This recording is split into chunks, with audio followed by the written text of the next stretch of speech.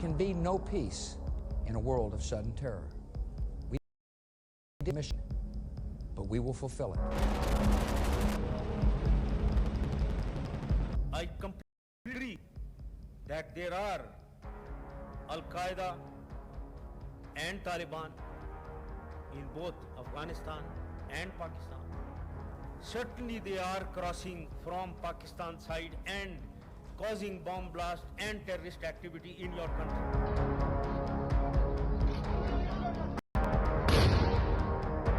We must reverse the Taliban's momentum and deny it the ability to overthrow the government.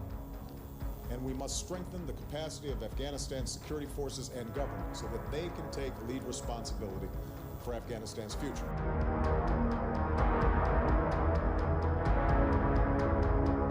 I've concluded that it's time to end America's longest war. It's time for American troops to come home. Public executions, forced amputations,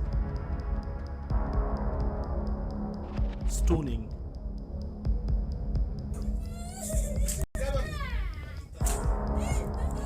public beatings, extreme misogyny, and a strict adherence to the social codes prescribed by them.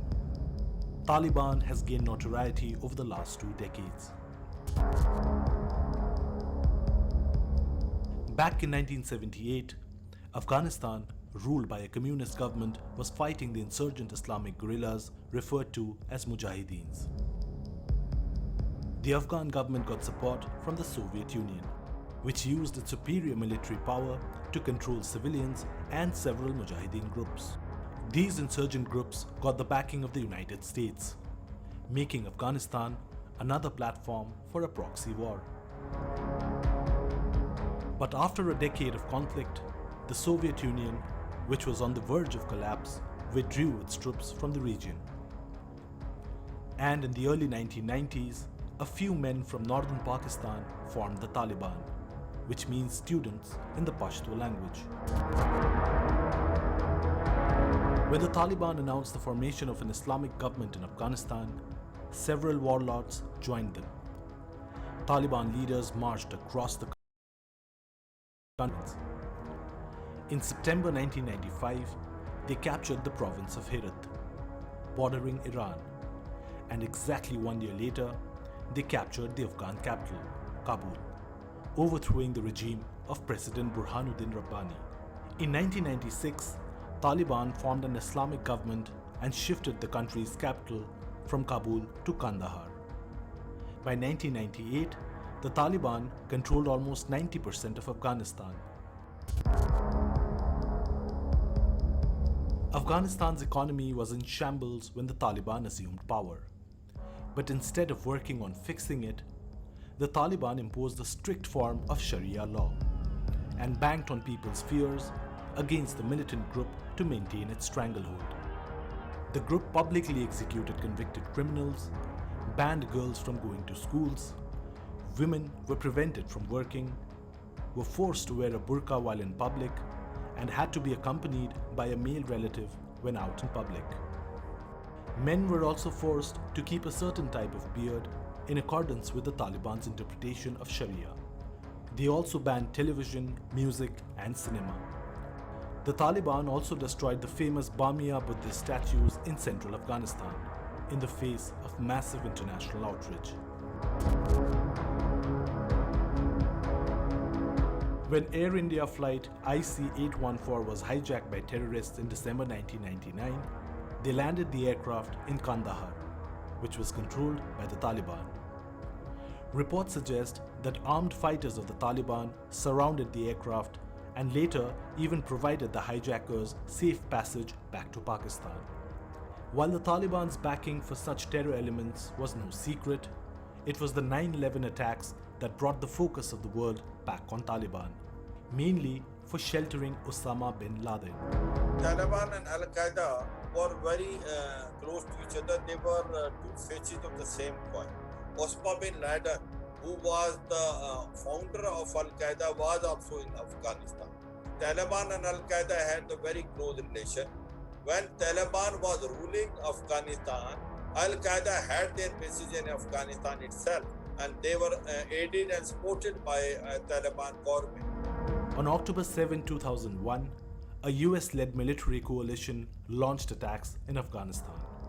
The United States military has begun strikes against Al-Qaeda terrorist training camps and military installations of the Taliban regime in Afghanistan.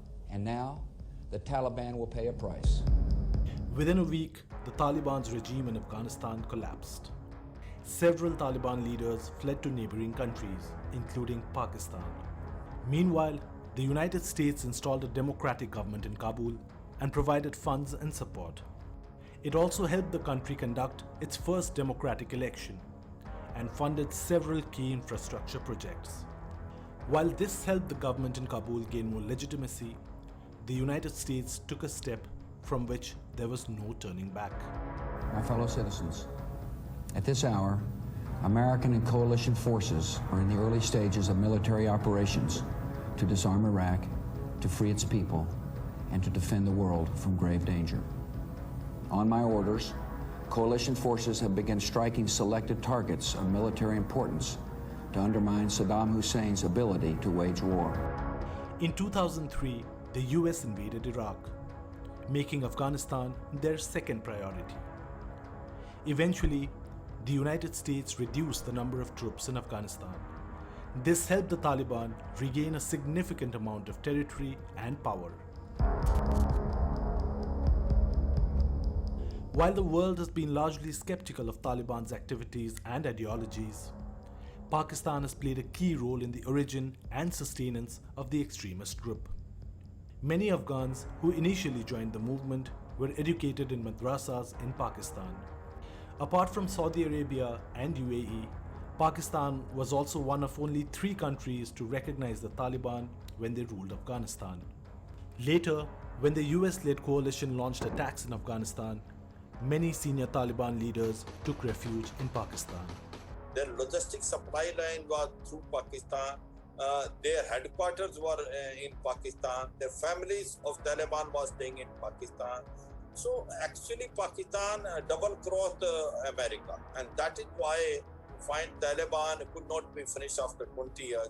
You will remember very public declarations from everybody going back to President Bush, Colin Powell in those days. President Musharraf would give guarantees that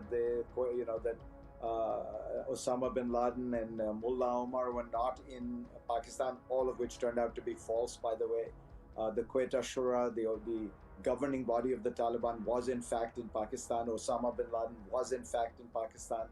So the Pakistanis have been playing a double game and being fairly deceptive about this from the start. But Pakistan's Frankenstein monster struck back, and at one point threatened to destabilize Pakistan. One of the most internationally condemned of all Pakistani Taliban attacks took place in October 2012, when Malala Yousafzai was shot on her way home in the town of Mingora. Some reports suggest the Tehreek-e-Taliban Pakistan has claimed 32 attacks inside Pakistan in 2021 alone. Taliban is a well-organized group. Currently on top of the chain is Haibatullah Akhundzada, a former head of the court who is in charge of dozens of commissions that include finance, health, military, and education. Akhundzada also has several deputies who take care of different networks. The Taliban also has a political office in Doha for international representation. The organized structure also helps the Taliban make more money. According to the UN Security Council, the Taliban made $1.6 billion in 2020. Most of its money came from the drug trade. According to the UN drug report, Afghanistan accounts for 84% of global opium production, and most of those illicit drug profits go to the Taliban. The group also makes a lot of money from Afghanistan's rich minerals. Afghan mining companies pay Taliban militants to allow them to keep their businesses running.